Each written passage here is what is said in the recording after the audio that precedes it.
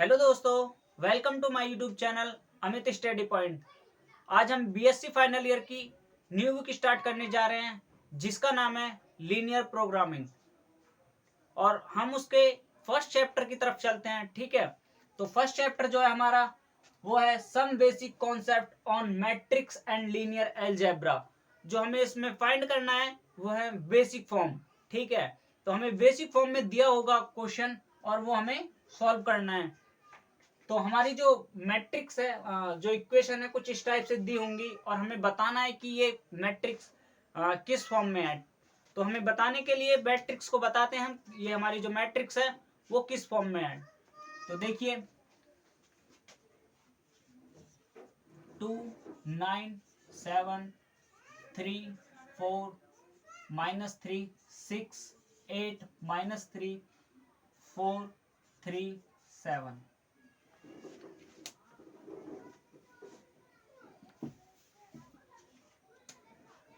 3 4 -3 6 8 -3 4 3 7।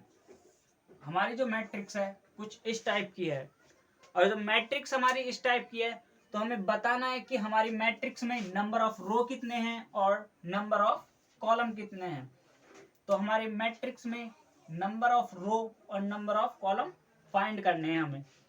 तो हमारी मैट्रिक्स में नंबर ऑफ रो जो है वो कितनी है 1 2 3 4। जो हमारी हॉरिजॉन्टल होंगी, ठीक है, वो जो होंगी वो हमारी इस टाइप में जो होंगी हमारी इस टाइप में वो हमारी हॉरिजॉन्टल होंगी और उन्हें हम क्या कहते हैं रो कहते हैं। ठीक है, तो हमारी जो रो है number of row number of row जो है वो कितने हैं हमारे 4। ठीक है, देखिए नंबर ऑफ रो जो है वो 4 है। और अब जो हमारी वर्टिकल होती हैं वो इस टाइप में होती हैं। जो हमारी वर्टिकल है वो इस लाइन में ड्रॉ की जाती है और जो हमारी वर्टिकल है 1 2 3, जो हमारी वर्टिकल लाइन है वो कितने हैं 3 है। तो नंबर ऑफ कॉलम वो कितने हैं 3। नंबर ऑफ कॉलम जो है वो कितने हैं हमारे 3। अब हमें अब ये बताना है कि हमारी जो मैट्रिक्स है किस फॉर्म में है। ठीक है, तो हमारी जो मैट्रिक्स है 4/3 की फॉर्म में है। ठीक है, जो हमारे नंबर ऑफ रो है वो 4 है और नंबर ऑफ कॉलम में वो 3 है। ठीक है, इस टाइप का जो साइन है वो बताता है हमारा कि हमारी जो लाइन है वो हॉरिजॉन्टल है और इस टाइप का साइन जो है वो हमें ये बताता है या ये डिनोट करता है कि हमारी जो लाइन है वो वर्टिकल है। ठीक है, अब देखिए, अब हमसे कहे कि हमारी मैट्रिक्स को ऐड कीजिए, मतलब एडिशन मैट्रिक्स। ठीक है, तो एडिशन मैट्रिक्स के लिए हमें सबसे पहले क्या करना पड़ेगा, एक और मैट्रिक्स लेनी पड़ेगी। ठीक है, तो उसका क्या करेंगे हम, सबसे पहले हम इसे ए नाम दे देंगे और उसको देंगे हम बी नाम।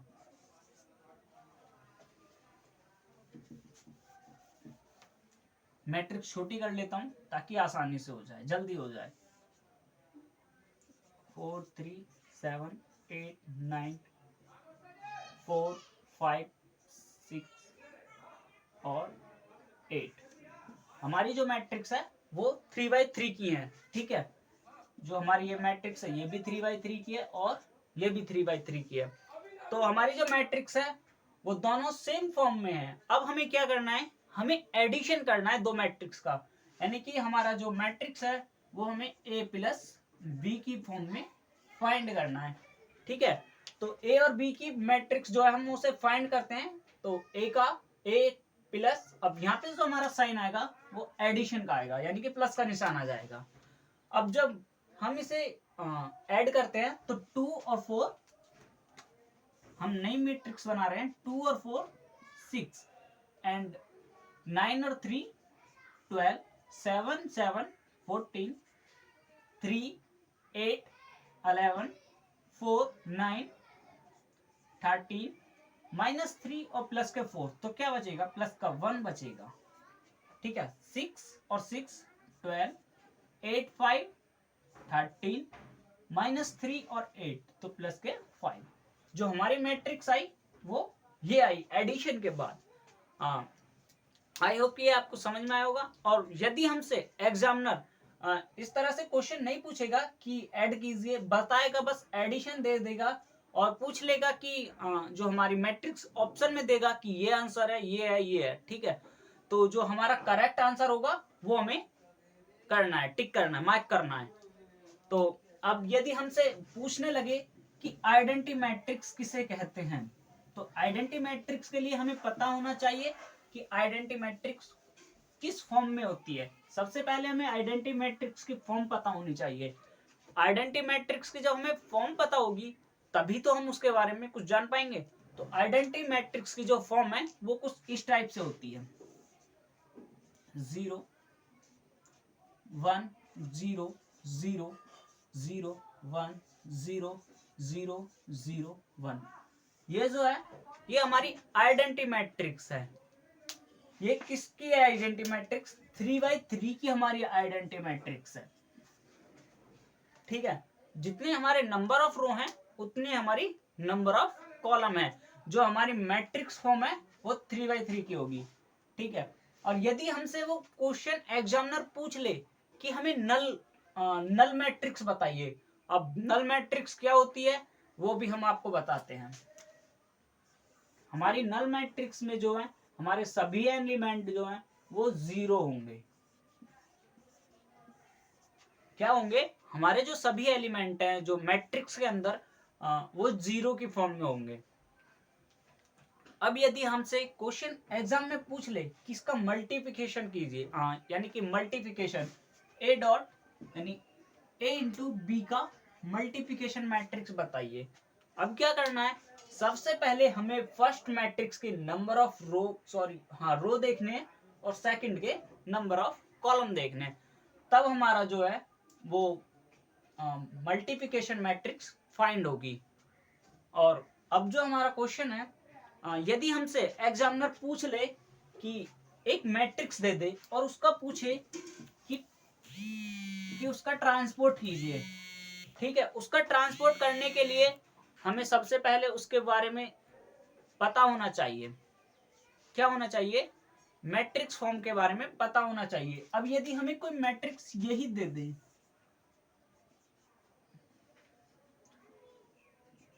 4 3 2 7 6 5 3 2 1 4 0 2, ठीक है। अब हमें कोई मैट्रिक्स इस फॉर्म में आ जाए और कहे कि इसका ट्रांसपोर्ट कीजिए, तो सबसे पहले हम ट्रांसपोर्ट करने के लिए क्या करना है कि हमारी जो नंबर ऑफ रो हैं वो किस में कन्वर्ट हो जाएंगी? नंबर ऑफ कॉलम में कन्वर्ट हो जाएंगी। तो हमारी कुछ जो मैट्रिक्स है वो इस तरह से हो जाएगी। ये 4 3 2 जो है हमारे इस तरह से आ जाएंगे, 4 3 2। अब ये जो है इस टाइप में, तो हमारी इस रो की साइड में है तो हमें ये वर्टिकल बन जाएगी। किस टाइप में बन जाएगी? वर्टिकल लाइन बन जाएगी हमारी। तो 6 7 5 6 7 5।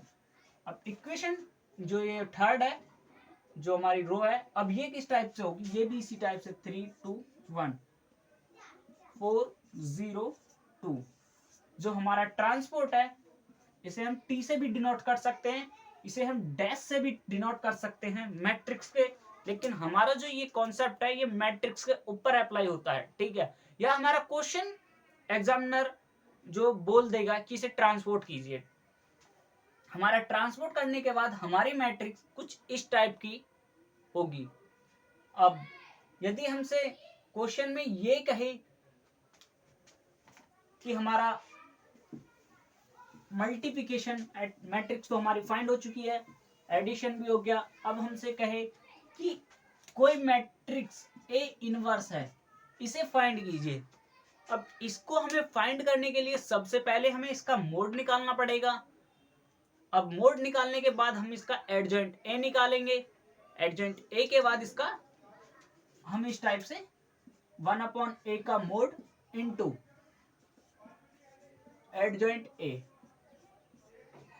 जो हमारा ए का इनवर्स हमें फाइंड करने के लिए हमें ये सब निकालना पड़ेगा। आई होप कि आपको वीडियो अच्छी लगी होगी। अगर वीडियो अच्छी लगी हो तो चैनल को सब्सक्राइब करें।